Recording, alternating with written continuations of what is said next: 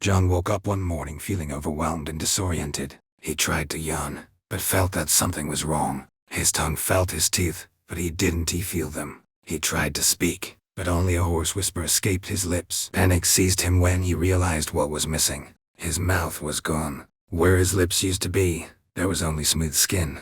He stumbled out of bed and rushed to the bathroom, hoping it was all a bad dream. But the reality was worse than his nightmare. He stared at his reflection in the mirror, horrified by the sight of his expressionless face. How would he eat? How would he drink? How would he communicate with anyone? John tried to scream, but no sound came out. He tried to cry, but he had no tears to shed. He was trapped in his own silent world, unable to express his fear and confusion. As the days turned into weeks, John's isolation only deepened. He could not leave his house and could not invite anyone to enter.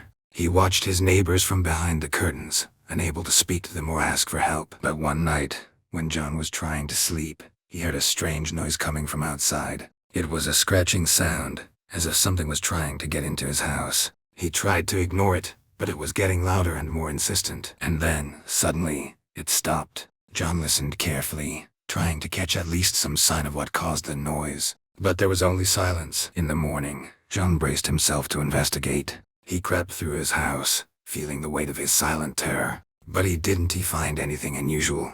He was about to turn back when he noticed something on his doorstep. It was a bundle wrapped in brown paper and tied with twine. John approached it cautiously, wondering who might have left it there. He tried to lift it, but it was too heavy. He tore open the paper, revealing a large glass jar filled with a cloudy liquid. John gasped when he found out what was inside the jar. It was his missing mouth floating in a strange liquid. He recoiled in horror, unable to understand what had happened to him. From that day on, John lived in constant fear, knowing that someone or something had taken over his mouth and left him at the mercy of the unknown. He never spoke again and never found out the truth about what happened to him. But on quiet nights, he could still hear the scratching at his door, a reminder of the horror that had stolen his voice and left him trapped in his own silent world.